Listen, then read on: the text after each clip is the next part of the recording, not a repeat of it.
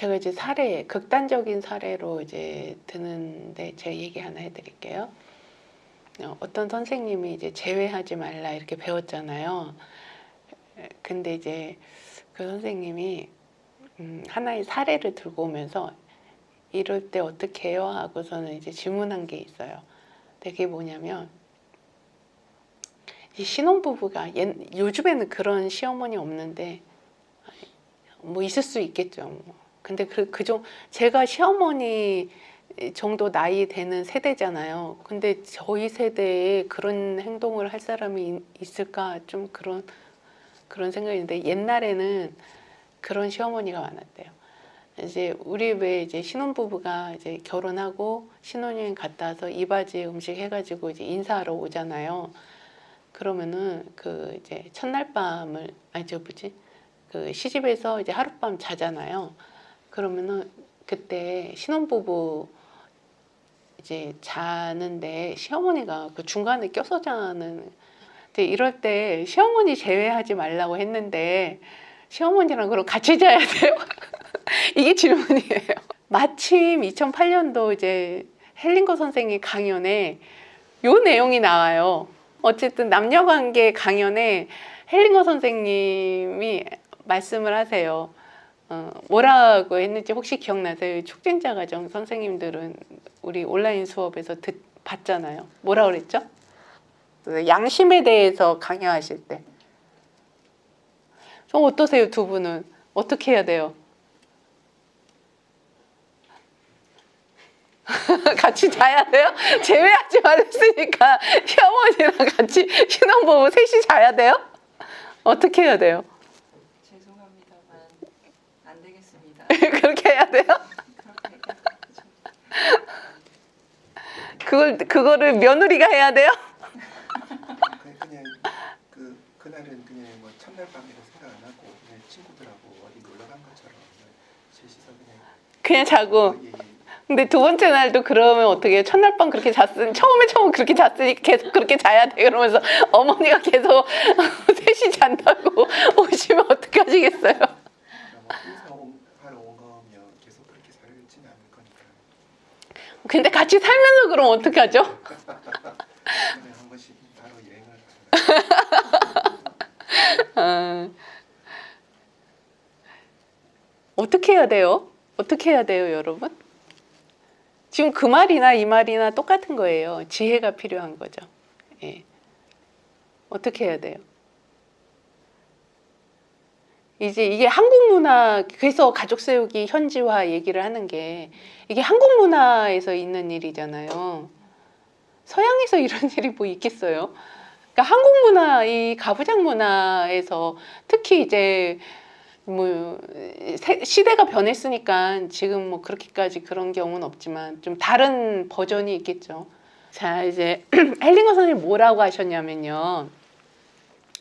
아직 있어요. 여러분들 올해 12월 31일까지는 온라인 수업이 있으니까 거기 찾아보세요. 헬링거 선생님이 뭐라고 하셨냐면은 남녀 관계에서는 모든 사람이 제외되어야 된다. 이제 기억나세요? 그래야 남녀 관계가 보호가 된다고 하셨어요. 이게 사랑의 질서예요. 제외하지 말래매.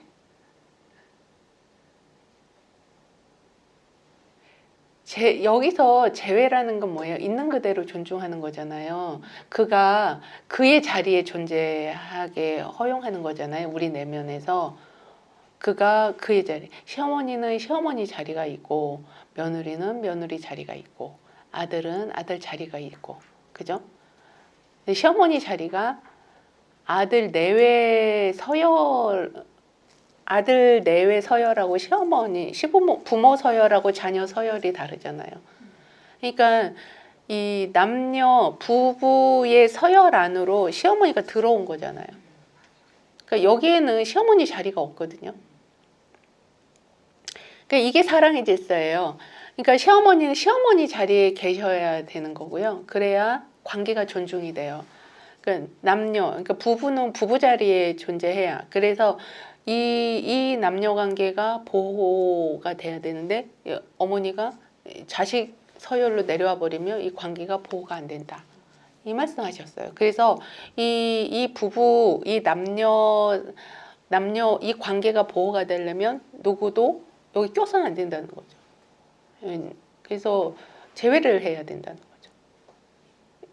사랑의 질서 좀 이해가 되세요? 예.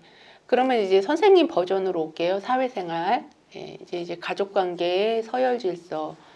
자, 이제 자리와 이제 서열에 대해서 좀 정보가 이제 다시 몰랐던 건 아니고 이미 알고 계신데 다시 이제 연결해서 통합하는 과정이 지금 이제 필요한 거예요. 인간관계 아니면은 이제 조직 안에서의 조직 관계로 들어온다고 했을 때 선생님이 그 힘든 사람이라고 했잖아요. 힘든 사람. 힘든 사람이건 쉬운 사람이건 그가 그 조직 안에서 그 사람 자리가 있는 거예요. 그죠? 나는 내 자리가 있고. 근데 선생님이 그 사람이 존재해야 되는 그 자리에 그가 없어야 된다고 생각하시는 거예요. 그게 중요한 거예요. 그게 제외예요. 그도 조직 안에 여럿 중에 하나로 존재하는 거잖아요. 그죠? 조직이라는 거는 여러 사람이 존재하는 거예요. 그죠? 2명 이상이 조직이니까. 그러면은 내가 내 자리가 있는 것처럼 그도 그의 자리가 있는 거죠. 여럿 중에 하나로 내가 존재하는가. 그가 그 본인의 자리에 존재해도 되는가. 내 내면에서. 아니면 내가 저 사람은 이 조직이 있으면 안 돼. 아웃이야. 그럼 뭐예요? 제외죠. 이게 이제 가장 심각한 버전이 뭐예요? 나가 뒤져야 돼. 뭐 지구를 떠나야 돼. 이거잖아요. 그죠? 예. 자, 선생님 어떠세요? 아까 두 번째인 것 같아요. 저 자리에 있으면 안 돼라고. 그럼 제외죠. 네, 그렇게 하고. 그게 죄예요. 그게 제외. 예. 그 사람이 그 자리에 있으면 무슨 일이 일어나는데요? 예전에 시댁에서 있었던 거는 큰 신과 나한테 좀 막말을 하니까 큰 신, 뭐 그런 식으로 큰 신의 역할을 못하네 하고 제가 그냥 마음에서 딱 제껴버리는 그런 거. 그리고 일을 하면서는 똑같이 행동에서도 그 자리에 있는 사람이 한 말이기 때문에 그 자리에 있는 사람이 그런 말을 하면 그렇게 하면 안 되지라고 제가 그냥 마음에서 다 추방을 시켜요. 그러면 이제 2가지 나왔어요. 2가지. 이건 이제 되게 우리 일상에서 흔하게 있을 수 있는 일이잖아요. 그러니까 이게 우리 배움의 기회로 삼아야 돼요. 이제 신호가 선생님한테 막말을 했어요. 그죠? 그러면은 그 막말이 대부분 이제 선생님 며느리면 며느리 역할 못 한다는 거 아니에요? 네, 그렇죠. 그 선생님은 신호가 신호 역할을 못 하네 이러고 네. 그 신호는 며느리가 며느리 역할 못 하네 이거 그건 둘이 같아요, 달라요? 똑같아요. 같아요. 네. 그래서 뭐라 그랬어요? 제외하면 제외당한다. 제외하는 사람이 제외당해요. 그리고 며느리 역할 못하네, 신우 역할 못하네, 그럼 뭘 기대하고 있다는 거거든요. 예. 그러면은 그거는 그 기대가 자기 상이잖아요. 며느리는 이래야 되고, 신우는 저래야 되고, 뭐 이런 상이잖아요. 거기에 진짜 며느리가 그 일을 할 수 있으면 그걸 하지 왜 못해요. 할 수 없으니까 못하는 거고 신우도 마찬가지고. 그러면 자기 원가족에 뭘 대신하라고 하는 거죠. 뭐 시어머니를 대신하든지 뭘 대신하라고 하는 거예요. 근데 며느리는 시집에서 남이잖아요. 대신할 수 없어요. 그러니까 원가족 이슈를 며느리한테 투사를 하는 거고 나도 내 원가족 이슈를 신우한테 투사하는 거고 똑같은 일이 벌어지는 거죠. 근데 만약에 내가 원가족 이슈에서 그런 이슈가 없어. 그러면은 신우가 그런 말을 하면 나한테 와 닿을까요? 안 닿을까요? 안 닿아요. 내 경계 안으로 안 들어와요. 내가 동일한 이슈가 있기 때문에 이게 내 안으로 들어오는 거죠. 그래서 제외하면 제외당한다는 말이 그래서 나오는 거죠. 좀 와닿으세요? 그리고 이제 금방 얘기했던 조직에서의 일. 조직에서 그 사람이 그 자리에 있으면 무슨 일이 벌어져요? 자기 마음대로 해요. 마음대로 하면 무슨 일이 벌어져요? 조직에서. 저한테 피해가 오는데 왜 자기는 안 하면서 내로남불이 좀 있죠. 선생님한테 피해를 줘요? 네. 그럼 그 사건으로 드러나겠네요? 네.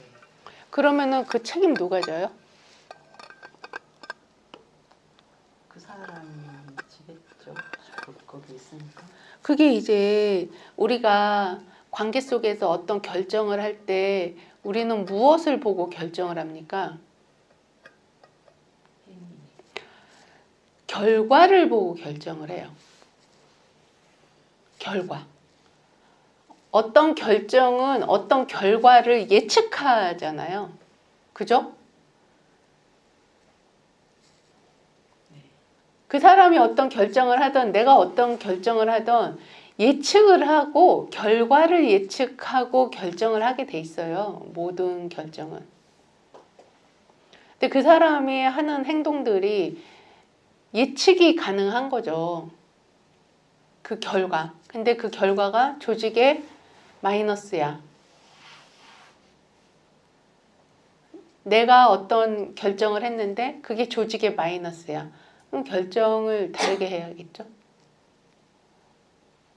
조직도 생명체이기 때문에 조직이 생존해야 되거든요. 조직을 위해서 결정을 해야 되는 거죠. 근데 조직을 위해서 결정을 해야 되는데 만약 그렇지 않아. 그러면 내가 제외 안 해도 조직 자체가 그 자리를 없애버려요.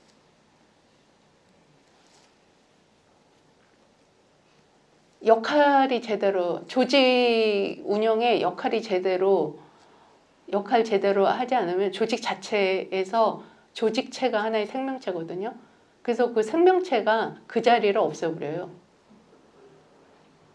이걸 좀 제일 크게 극단적으로 지금 드러나는 게 뭐예요? 직업이 없어지는 거. 지금 직업이 많이 없어지고 새로운 직업이 많이 생기는 시대죠. 이제 궁금한 것도 얘기해 보세요. 덕분에 많이 배우죠? 아까 제가 그냥 그 사람이 없어졌으면 좋겠다라는 그런 감정에 뭐 역할도 있지만 개인적으로 뭐 미워하는 마음 이런 것도 좀 있어서 이렇게 약간 내성에서 추방을 하는데 여기 양심이 그러면 안 되는데 거기서 막 충돌을 하는 거예요. 그러면서 선생님 책을 이렇게 재회라는 책을 읽으면서 사실 머리가 너무 아프면서 그러니까 좀 필요 없는 양심 같은데 내가 세운 그런 양심들이 아까처럼 이런 시부모님이 와도 괜찮나 이런 데서 헷갈려하고 그러면 안 되는데 막 그러고 있다라는 그런 양심에서 막 이런 죄책감 같은 게 막 올라와서 그런 게 나의 또 문제일 수도 있겠다. 그게 이제 도덕이 다 달라요. 선생님 도덕하고 그분 도덕이 다르다고요. 양심이 달라요. 예. 도덕적 양심은 개인마다 다르고 집단마다 달라요. 그래서 양심이 충돌해요. 그래서 자기랑 다른 양심을 가진 사람들을 제외하는 거죠. 근데 이제 조직 안에서의 일은 조직체 관점으로 봐야 돼요. 조직의 이 결정이 이 조직체에 이롭나 해롭나? 이롭나요? 해롭나요? 이롭지도 않고 해롭지도 않고 그냥 다 흘러가는 것 같아요. 그 사이에서 제가 그냥 잣대를 막 들이대면서 막 하고 있는 것 같아요. 그래서 그 도덕적 양심, 착하고 안 착하고 이런 기준들, 그런 것들이 제 안에 좀 많구나. 왜냐면 양심이 다르니까. 네네. 그 사람 착한 거랑 선생님 착한 거가 다르거든요. 이게 지난번 온라인 때 쌤이 못지 않습니다. 그거나 정말 와닿아가지고. 예, 못지 않습니다. 착한 척 그만해야지. 이 착한 그 내가 이 갑옷을 엄청 두껍게 하고 있구나 이런 게 좀 많이. 네, 못지 않습니다. 그 말씀하실 때 엄청 힘이 있었죠 그때. 예, 못지 않습니다. 그런 게 세우기 언어예요. 예. 나 이제 재수 없는 사람 볼 때마다 못지 않습니다. 못지 않습니다. 당신과 저는 저는 똑같습니다. 똑같습니다. 예. 못지 않죠. 이제 그리고 못지 않아야 살죠. 예. 그걸 하고 난 뒤에 제가 엄청 자유로워지는 거예요. 그렇죠. 너무 시원하고 막 나도 나 못된 사람이야 이렇게 묻지 않아라고 하니까 막 삐가 펴지고 다갈 쿵하고 네. 그랬어요. 그래서 제가 쌤한테 되게 감사했어요 그때. 사랑을 좀 덮기고 싶은데 그래서 그냥 예, 못지 않습니다. 이러면서 살면 돼요. 그런 사람 볼 때마다 나도 못지 않아요. 자기가 이렇게 자기 가면에 자기가 이렇게 쓰고 가면인지 난지 모르고 이게 동일시돼 가지고 다 동일시돼서 그래요. 그러니까 세상이 만들어 놓은 이상적인 이미지에 맞춰서 살아왔기 때문에 그래요.